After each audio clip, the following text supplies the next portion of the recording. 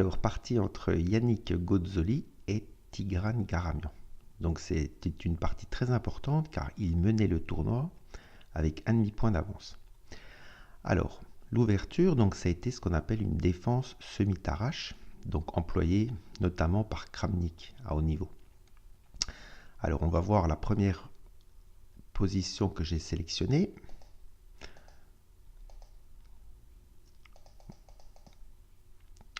Voilà, après Dame à 5.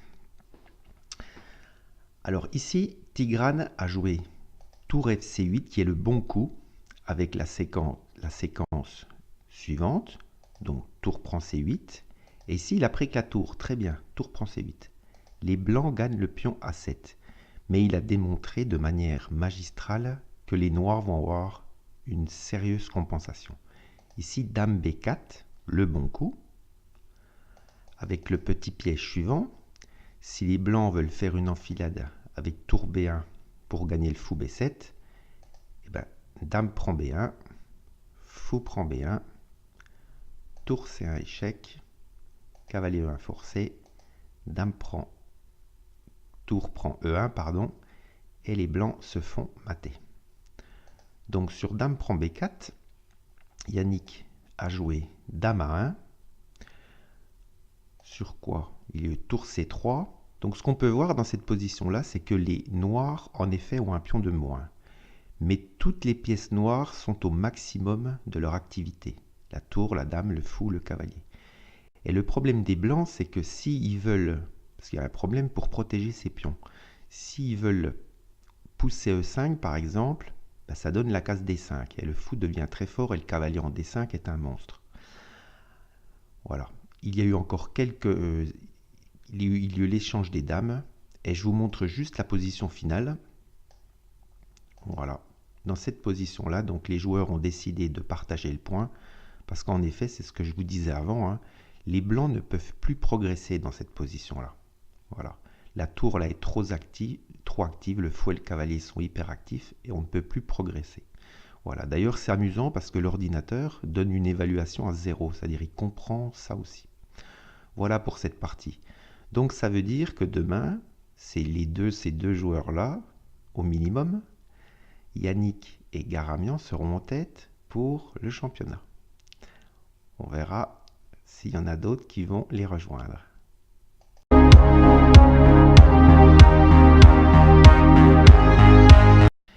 Alors, partie entre Romain-Édouard et Quentin Loiseau. Alors, une partie importante puisque Romain-Édouard est à seulement un demi-point des deux premiers de tête. Alors, on a eu droit à une sicilienne variante Rossolimo. Alors, on va avancer quelques coups plus tard, car on va voir que Quentin a fait un intéressant sacrifice de pion en fait. Donc ici, les blancs jouent Dame 2, avec l'idée probablement de prendre en D5 et de jouer D4, mais Quentin prend tout de suite, n'hésitant pas à casser sa structure de pion. Donc Dame prend E4, fou F5, Dame C4, et maintenant fou D3, donc sacrifiant le pion C5. Donc Romain l'a pris, Dame D7 ici, avec l'idée de jouer par exemple cavalier G6 et chassant la dame, qui n'aurait pas beaucoup de bonnes cases, fou A3, et ici donc là, dans cette position-là, Quentin a probablement fait une erreur ici. Il a joué cavalier D5 en fait. On va voir ce qui va se passer, même si ce n'était pas si grave en fait. Plus précis était probablement roi F7 ici. Avec l'idée, c'est quand on bouge le cavalier, la dame des blancs ne peut pas venir en D4 à cause du clouage. Pour éviter ce problème-là. Alors ici, donc, après cavalier D5, les blancs ont joué dame D4. Donc, menace le fou, en fait. Donc ici,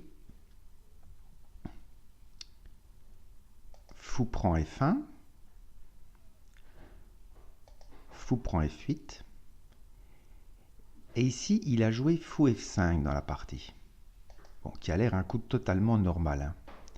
Alors peut-être plus précis ici était le coup un peu mystérieux. Alors les coups que les noirs peuvent jouer ici. Hein. Donc fou F5, le coup de la partie. Euh, sur roi prend F5, les blancs jouent dame C5 échec et ensuite récupèrent le fou. Sur tour prend F5, ils peuvent simplement prendre en F1. Peut-être ici, le coup intéressant, c'était roi F7. Alors l'idée de ce coup, c'est que la dame est attaquée maintenant. Donc les blancs sont obligés de jouer la dame ici. Alors par exemple, dame C4, on ramène le fou en G6. J'ai mis juste une petite variante illustrative. Hein. Fou A3, tour H8. Et dans cette position, les noirs semblent avoir de sérieuses compensations. Même si la position est loin d'être claire. Alors au lieu de ça, donc il a joué donc fou prend F8, fou F5. Et là, Romain Edouard a joué un coup qui a bien compliqué la position. Il a joué fou prend G7. Alors on va voir pourquoi ça complique la position. Alors donc ici les noirs ont joué grand roc. Cette fois-ci avec l'idée suivante, donc c'est que la dame est attaquée et la dame des blanches est attaquée et la dame des noirs menace également dame prend G7. Et ici Romain qui avait prévu le coup, cavalier prend E5. F prend E5, bon je ne montre pas toutes les variantes hein, parce que c'est assez compliqué. Fou prend E5, voilà, on est arrivé dans cette position. Donc une position qui a bien changé en fait. Alors on peut se rendre compte que les noirs ont une pièce de plus, c'est vrai, mais il y a quand même 4 pions pour la pièce, ce qui est énorme. Alors, ensuite, donc, ce que je vais faire, je vais montrer directement la fin, parce que c'était une longue partie. Hein. Il y a un moment, on aurait pu penser qu'on se dirigeait vers la nulle, mais non, non, Romain Edouard a toujours été très combatif dans cette partie. Hein. Et il a fini par gagner cette finale, en fait. Je montre quelques coups avant la fin. Voilà, on est arrivé à une finale de foot couleur opposée, mais les deux pions blancs ici sont bien trop forts. Roi D7, G6, Roi E6, Roi G5. Et donc Quentin a décidé d'arrêter en effet le pion H, file à dame. Quoi. Voilà donc une belle partie de Romain Edouard, quand même un très combatif, hein, qui en fait rejoint donc le duo de tête. Donc pour demain, ça va être passionnant.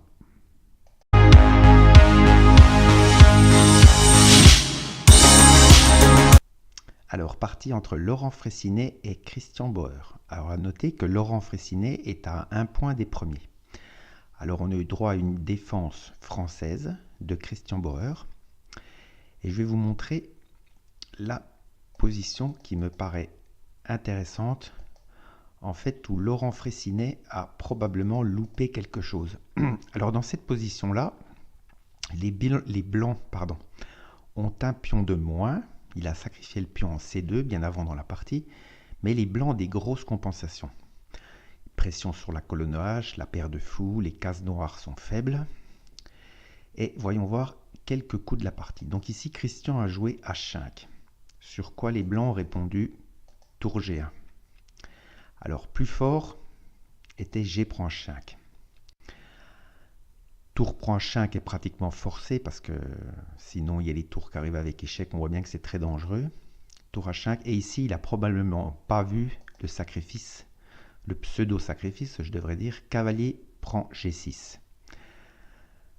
Tour prend H3, parce que la tour est en prise. Hein, tour prend H3.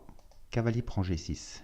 Et là, le bon coup, c'est fou H6, échec. Pas tour G3.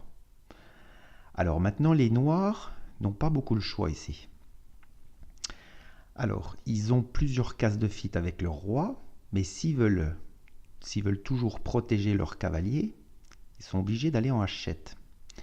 Car s'ils vont à F7, ben on joue tranquillement tour F3 échec, et le roi ne peut plus rester au contact du cavalier. Donc le prochain coup serait fou cavalier. Donc ici, forcé pour garder la pièce, hein, et roi H7. Mais c'est pas un bon coup. Hein. En fait, il faut lâcher le cavalier. Et les blancs sont mieux parce qu'ils ont égalité matérielle et toujours l'avantage de la paire de fous, etc. Donc sur roi H7, eh ben, les blancs jouent fou G5 échec. Roi G7 forcé si on veut garder le cavalier. Hein. Je montre toujours la variante si on veut garder le cavalier. Hein. Ce n'est pas forcément les meilleurs coups pour les noirs, mais si on s'accroche au cavalier. Fou F6 échec. Et ici, on voit bien qu'il commence à y avoir un problème. Roi F7, tour H7. Et ici, on va d'ailleurs se faire mater avec les noirs. On est obligé de lâcher le contrôle du cavalier. Donc, prochain coup, c'est fou prend G6. Et puis, un tour H8 mat. Voilà. Donc, dans la partie, au lieu de ça, il a joué tour G1. S'en est suivi tour prend G4. Roi F7, etc., etc. Alors, ce qui s'est passé après, je ne vais pas montrer toute la partie, hein, c'est que finalement, il a récupéré ce pion-là, mais les blancs n'ont jamais réussi vraiment de percer. Hein. Alors, Laurent a quand même tenté à un moment donné, hein, mais malheureusement, ça n'a pas suffi, quoi. Je montre juste la position finale, enfin quelques coups avant, voilà. On est arrivé à un moment dans cette position-là. Voilà, où les joueurs ont décidé de faire match nul. Hein. Voilà. En effet, on ne peut pas gagner ni avec les blancs ni avec les noirs. Hein. Voilà. Donc c'est dommage, on aurait bien aimé que Laurent gagne hein, pour qu'il y ait encore plus de suspense demain, mais ma foi c'est comme ça.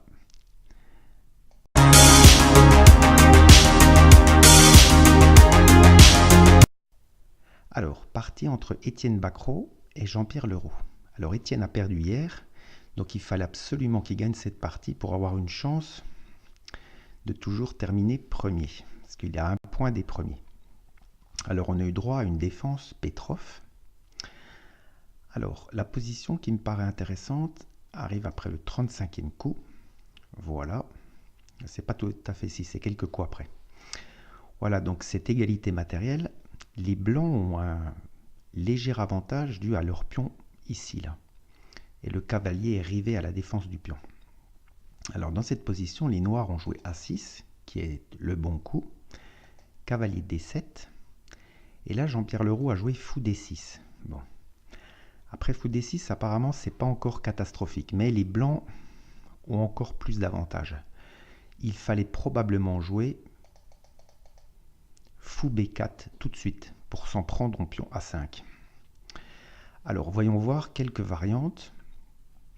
Alors, première variante, cavalier B6 par exemple, bon, qui ne va pas tenir longtemps. Avec l'idée, bah, si cavalier prend, pion prend, et ce pion-là, on ne peut pas l'empêcher d'aller à dame, car on a le fou de case noir. Mais les noirs ne sont pas idiots.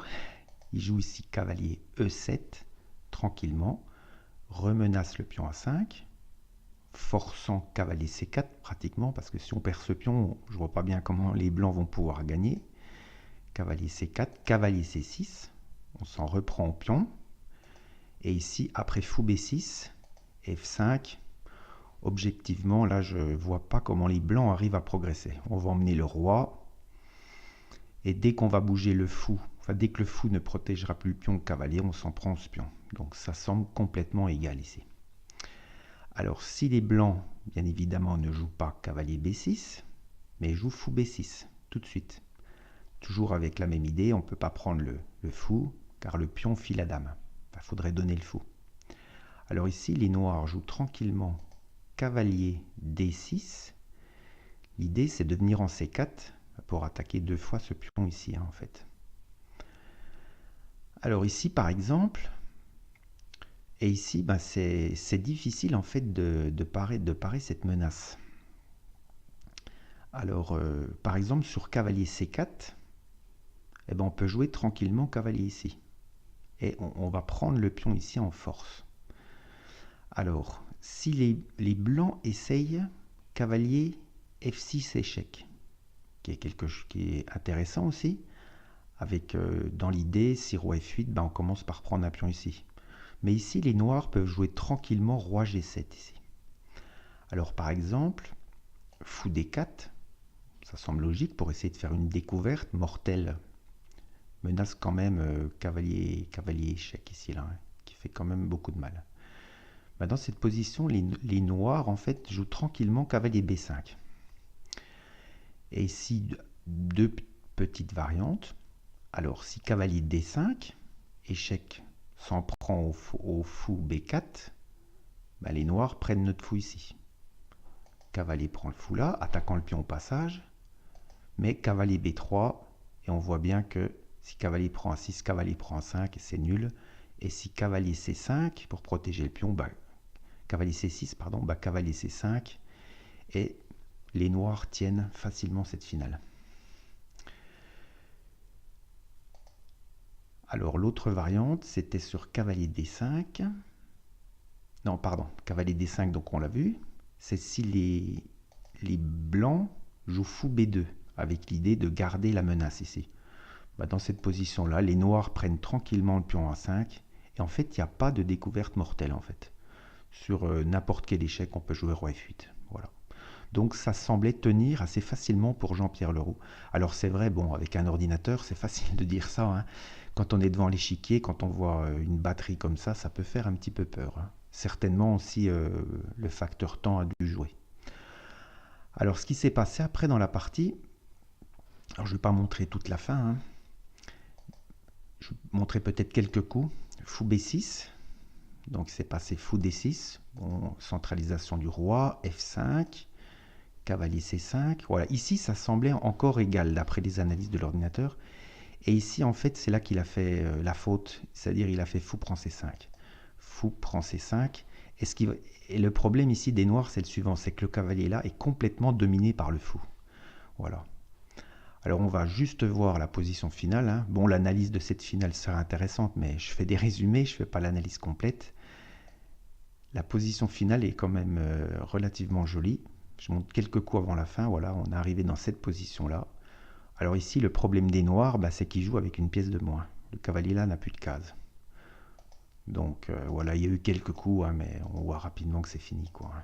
Voilà. Fou E3, il a décidé d'abandonner. Alors en effet, c'est très facile de gagner avec les blancs parce que c'est comme si on a une pièce de plus. Donc on va petit à petit s'introduire dans le camp noir et puis on mangera les pions. Voilà, donc une belle partie encore d'Étienne Bacrot, hein, donc qui a profité d'un...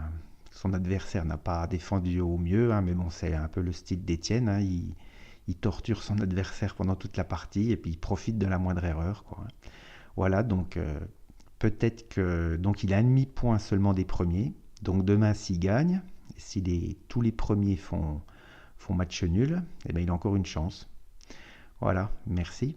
Et à noter que la dernière partie entre ou Mathieu Cornejou sera commentée par mon frère. Au revoir.